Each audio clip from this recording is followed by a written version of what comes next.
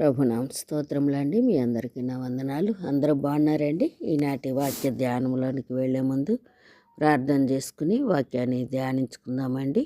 ప్రార్థన. పరిశుద్ధమైన మా తండ్రి, మీ పాదములకు వందనం, స్తోత్రం నాయన. ఉదయకాలం మీ పాదాల చెంత చేరి మిమ్మల్ని స్తుతించి ఆరాధించి మీ నామాన్ని మహింపరిచే కృపను మాకు అనుగ్రహించినందుకు వందనాలు చెల్లిస్తున్నాను దేవా. జీవాధిపతి మీకు స్తోత్రములు నాయన. ఈ దినమంతట్లో మీ సన్నిధి సహాయం అనుగ్రహించండి. వేకునే నైనా మీ పాదాల చెంత చేరి స్తుతించి ఆరాధించే కృపను మాకు అనుగ్రహించినందుకు వందనాలు నాయన. ఈ దినాన్ని మాకు ఆశీర్వాదకరంగా చేయమని, మీకు ఇష్టలుగా యథార్థవంతులుగా నీ బిడ్డలుగా జీవించే కృప మాకు అనుగ్రహించమని మీకే వందనాలు చెల్లిస్తూ యేసుక్రీస్తు పరిశుద్ధ నామమున ప్రార్థించి ప్రారంభించుకొంచున్నాము మా తండ్రి. ఆమేన్. యోబు గ్రంథము 10వ అధ్యాయం 1వ వచనాన్ని ధ్యానించుకుందామండి. నా బ్రతుకునందు నాకు విసుగు పుట్టినది, నేను అడ్డు లేకుండా అంగలార్చెదను, నా మనోవ్యాకులము కొలది నేను పలికెదను. ఇక్కడ వాక్య భాగములో మనం చూస్తే ఈ వచనం యొక్క సారాంశాన్ని మనం చూద్దామండి. నా ప్రాణము నా జీవితమును అసహించుకొనుచున్నదని యోబు గారు దేవునితో ఫిర్యాదు చేస్తున్నట్లుగా మనం చూడవచ్చు. నా ఫిర్యాదును స్వేచ్ఛగా చెప్పుదును అని యోబు గారు మాట్లాడుచున్నట్లుగా మనం చూడవచ్చు. నా మనోవ్యధతో మాట్లాడుదును అని దేవునితో మాట్లాడటము ఇక్కడ మనం చూస్తున్నాం. యోబు గ్రంథం బైబిల్లో అత్యంత ప్రాచీనమైనదిగా మనం చూడవచ్చు. అంటే మరి ఆది కాండము 11వ అధ్యాయము 12వ అధ్యాయము మధ్యకాలంలో రాయబడినట్లుగా ఈ గ్రంథాన్ని మనము చూడవచ్చు. అయితే బైబిల్లో అత్యంత ప్రాచీనమైన ఈ గ్రంథము మరి జ్ఞాన సాహిత్య గ్రంథాల్లో ఒకటిగా కూడా మనం చూడవచ్చు అన్నమాట. యోబు నీతిమంతుడు, దేవునికి భయపడే వ్యక్తిగా మనము యోబు గారిని గురించి నేర్చుకుంటున్నాం. అయితే సాతాను చేసిన సవాల్ కారణంగా దేవుని అనుమతితో యోబు తన ఆస్తి, పిల్లలు, ఆరోగ్యము అన్నిటినీ కోల్పోయినట్లుగా వాక్య భాగంలో మనం చూస్తాం. యోబు 10వ అధ్యాయానికి ముందు అతని 3 స్నేహితులు కూడా యోబు దగ్గరకు వచ్చినట్లుగా చూస్తాం. ఎలీఫజు, బిల్దాదు, జోఫరు మరి యోబును చూడటానికి వచ్చి అతని బాధకు కారణమైనట్లుగా కూడా తన స్నేహితుల్ని చూడవచ్చు. అతని పాపమే అతన్ని మరి పాపమే అని వారు వాదించినట్లుగా మనం వాక్య భాగంలో చూస్తాం. కానీ యోబు తాను తెలిసినంత మట్టుకు నిర్దోషినని చెప్పి తన బాధకు కారణం అర్థం కావటం లేదని దేవునితో తన మనోవేదనను వ్యక్తపరుస్తున్నట్లుగా ఇక్కడ వాక్య భాగంలో మనం చూస్తున్నాం. ఈ వచనంలో యోబు తన తీవ్రమైన బాధను దాచుకోకుండా దేవుని ముందు కుమ్మరించిన వాడుగా కనబడుతున్నాడు. అతడు జీవితాన్ని అసహించుకున్నట్లు చెప్పటము తన అనుభవిస్తున్న వేదన ఎంత తీవ్రమైందో తెలియజేస్తుంది. అయినప్పటికీ దేవుణ్ణి విడిచిపెట్టలేదు. తన ప్రశ్నలను దేవుని ఎదుటే ఉంచాడు.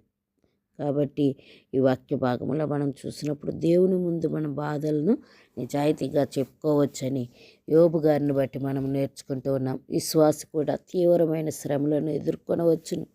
అనేక పరిస్థితుల్లో అనేక శ్రమలు ఎదుర్కొనటానికి అవకాశం ఉందని యోబు గారిని చూసి మనము నేర్చుకుంటున్నాం. బాధ కారణం వెంటనే అర్థం కాకపోవచ్చు, కానీ దేవుడు తన ప్రజలను విడిచిపెట్టడని దేవుని వాక్యం మనకి తెలియజేస్తుంది. ప్రార్థనలో మన హృదయాన్ని దేవుని ఎదుట తెరవటము విశ్వాసికి ఒక గుర్తుగా ఉన్నట్లు మనము చూడవచ్చు. బాధలో కూడా దేవునితో మాట్లాడటము, విశ్వాసము కలిగి ఉండటము, దేవుని నుండి దూరం కాకపోవటము, యోబు తన మనోవేదనను దేవుని ఎదుట కుమ్మరించుకోవటము, చివరికి దేవుడు అతనికి ప్రత్యుత్తరం ఇచ్చి అతను మరి పునరుద్ధరించటము మనము వాక్య భాగంలో చూస్తాం. ఇక్కడ మనం చూసినట్లయితే ఈ వచనములో యోబు తన హృదయంలోని లోతైన బాధను దేవుని ఎదుట వ్యక్తపరుస్తున్నాడు. అతడు అనుభవించిన కష్టాలు సాధారణమైనవి కావు. కాబట్టి వాటిని వ్యక్తపరుస్తున్నాడు. తన పిల్లలను కోల్పోయాడు, ఆస్తినంతా పోయింది, శరీరం తీవ్రమైన వ్యాధితో బాధపడింది. అంతేకాకుండా తన స్నేహితులు కూడా అతన్ని ఓదార్చకుండా అతడు పాపం చేశాడని నిందించటం కూడా ఇక్కడ మనం చూస్తున్నాం. అసలే బాధలో ఉన్నాడు, పిల్లలను కోల్పోయాడు, తన శరీరం ఆస్తి అంతా పోయింది, అంతేకాకుండా శరీరం కూడా క్షీణించిపోయింది. ఆ సమయంలో స్నేహితులు ఓదార్చవలసిన వారేం చేస్తూ ఉన్నారంటే నిందిస్తూ ఉన్నట్లుగా ఇక్కడ మనం చూడవచ్చు. అతడు పాపం చేశాడని నిందిస్తున్నాడు. నువ్వేం చేసావో అందుకే నీకు ఇలా జరిగింది, దేవుడు అని నీకు ఇలా చేశాడని నిందించటం వారిని చూస్తూ ఉన్నాం. ఈ పరిస్థితిలో యోబు తన మనసంతా వేదనకు గురైపోయింది. దాచుకోకుండా ఆ గురైపోయిన వేదనంతటిని కూడా దేవుని సన్నిధిలో దేవునితో మాట్లాడుతున్నట్లుగా మనం వాక్య భాగంలో చూస్తున్నాం. నా ప్రాణము, నా జీవితం నా సహించుకొనిచున్నది అనే మాటలు ఇక్కడ మనం చూస్తూ ఉన్నాం.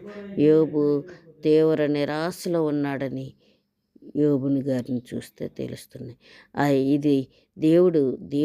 ఇది అతడు దేవునిపై విశ్వాసం కోల్పోవటం కాదు, కానీ తన బాధ అంతా ఎక్కువగా ఉందో వెల్లడిపరుస్తున్నట్లుగా ఇక్కడ వాక్య భాగంలో చూస్తున్నాం.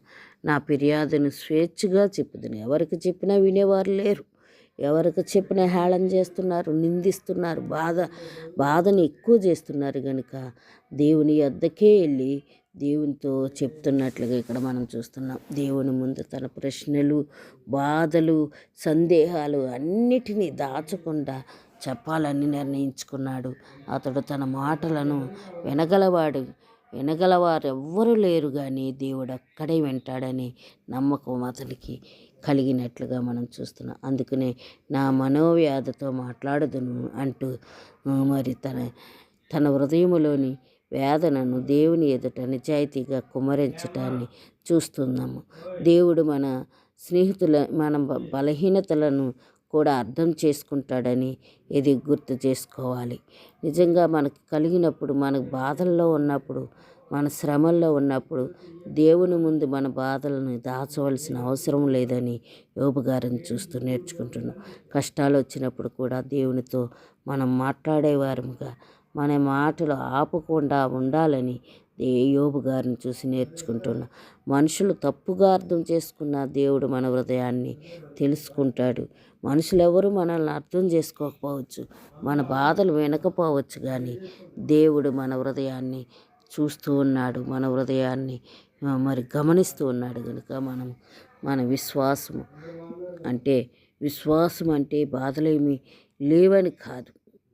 విశ్వాసికి బాధలుండవు, అన్ని సుఖాలు అనుకోవటానికి లేదు, కానీ బాధలున్నా లేకపోయినా మన బాధల్లో కూడా దేవుని ఆశ్రయించవచ్చని యోబు గారిని చూసి నేర్చుకుంటున్నాం. యోబు మనకు నేర్పేది ఏమిటంటే బాధలో దేవుని నుండి పారిపోకూడదు, దేవుని దగ్గరకు ఇంకా దగ్గరగా రావాలని. మన కన్నీళ్ళు, ప్రశ్నలు, వేదనలు ఆయనకు తెలియజేస్తే ఆయన తన సమయానుసారంగా మనకు జవాబు, ఆదరణ, పునరుద్ధరణ అనుగ్రహిస్తారని వాక్యం ద్వారా మనం నేర్చుకుంటూ ఉన్నాం. యోబు తన బాధను మనుషుల ముందు కాదు, కానీ దేవుని ముందు కుమ్మరించాడు. అతడు తన బాధను దాచిపెట్టలేదు, అలాగే దేవుని కూడా విడిచిపెట్టలేదు. అతని మాటల్లో వేదన ఉంది, కానీ దేవునితో మాట్లాడటం ఆపలేదు.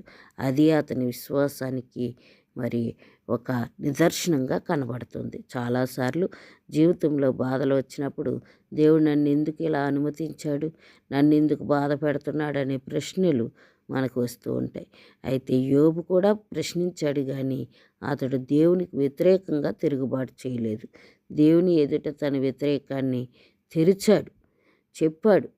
అందుకనే ఈ వచనం మనకు చెబుతుంది, కన్నీళ్ళు విశ్వాసానికి విరుద్ధం కావని, దేవుని ఎదుట నిజాయితీగా ఉండటం బలహీనత కాదని, దేవుడు తన మాటలనే కాదు మన హృదయ వేదనను కూడా వింటాడని, బాధ శాశ్వతం కాదని, దేవుని కృప శాశ్వతమైనదని దేవుని వాక్యం మనకు తెలియజేస్తుంది. యోబు గారు కూడా ఈ విషయాన్ని గ్రహించి యోబు తన బాధకు వెంటనే సమాధానం పొందలేదు, కానీ చివరికి దేవుడు అతనితో మాట్లాడాడు.